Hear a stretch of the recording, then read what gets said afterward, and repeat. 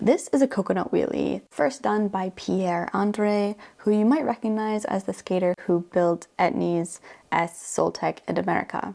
And I've wanted to do them pretty much since the first time I saw the trick.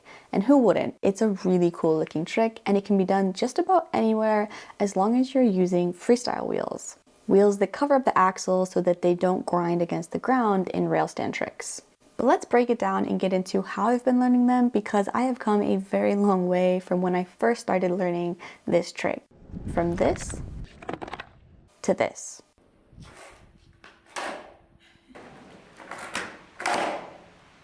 First of all, the standard basic version of a coconut wheelie is done in heelside rail with the rail of the board underneath your heel. The trick involves pulling the board up and almost into heelside rail while rolling, but stopping it before the rail actually touches the ground. They're kind of a wheelie trick that involves balancing on the side of your wheels and board, which is why having a freestyle wheel for this trick is so important. You don't want to be catching your axles on the ground while trying these. A normal wheel just isn't going to cut it for this trick. But the wheelie itself can be pushed to its limits.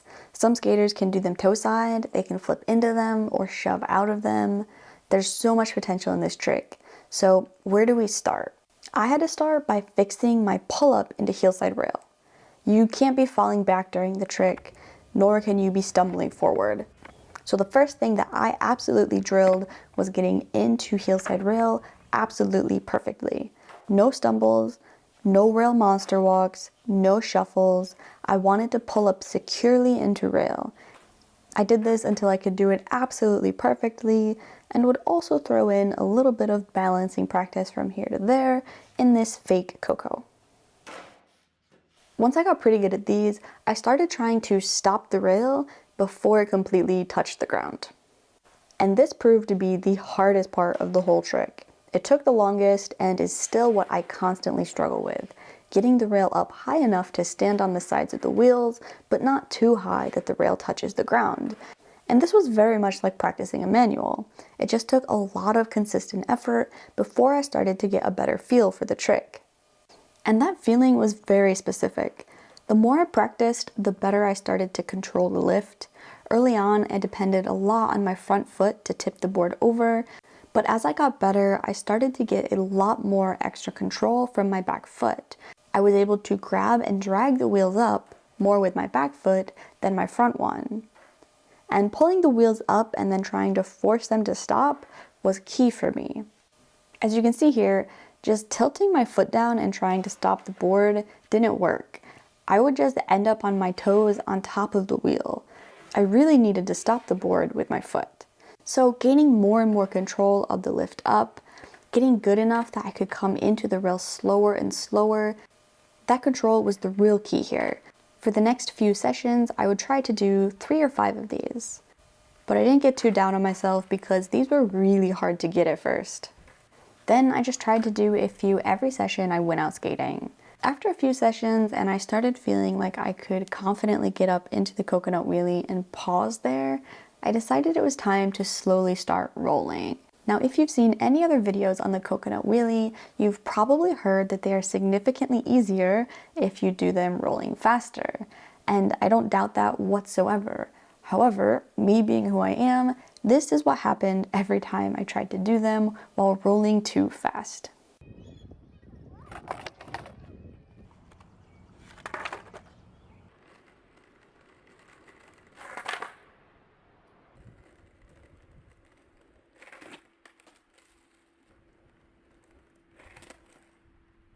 The moment I rolled too fast for my own confidence level, the trick fell apart. So I had to settle in the beginning for just a very slow roll and kind of rolling to a stop.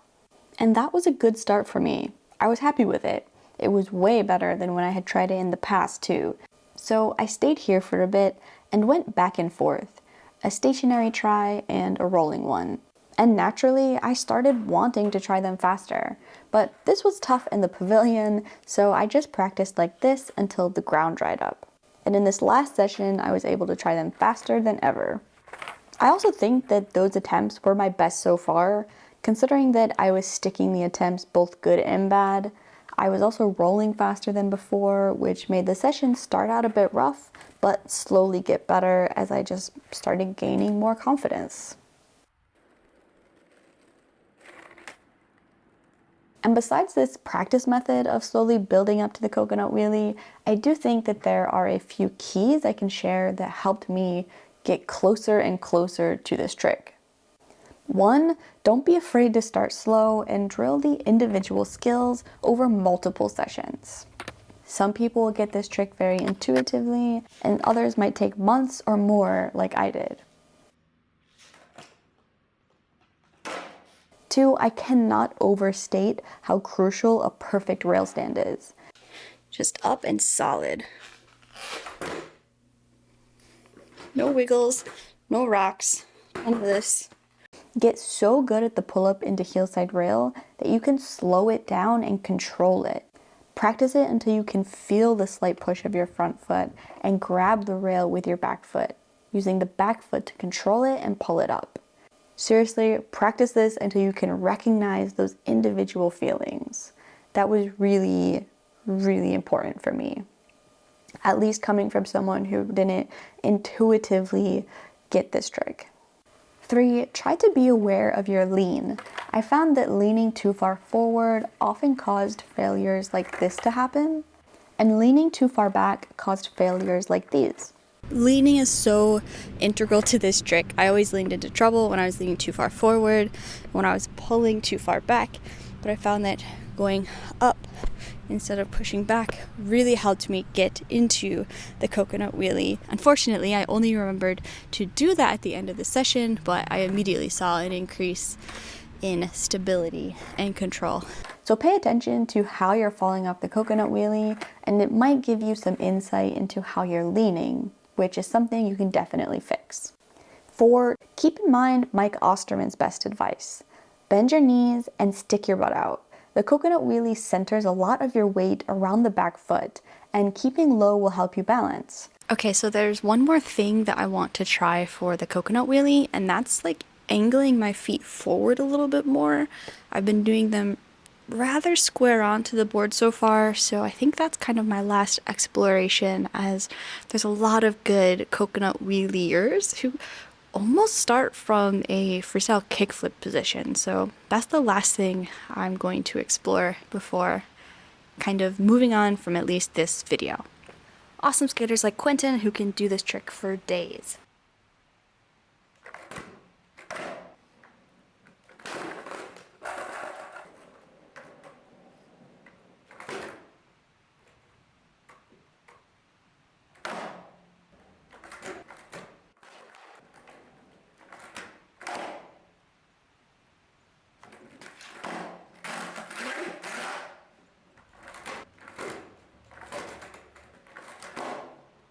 So I do think that was my best coconut wheelie attempt so far, but it's really hard to tell if it was the foot positioning that helped or just the fact that I've been practicing them so much lately. So it is hard to tell, but I do think if you're struggling with the coconut wheelie, maybe looking into the direction that your body is facing, the direction that your feet are facing could be an avenue to go down, as there are some absolute shredders who keep their feet really pointed forward during this trick. So that kind of just opens up the realm of possibility, I think. I think all that is left for me to do now is try it 1,000 more times. And those are the keys that I've really come to learn so far. There's no secret recipe, but I do feel like I've come quite a long ways in a short period of time, which is why I wanted to share what was helping me, just in case it helps you too. So good luck, friends.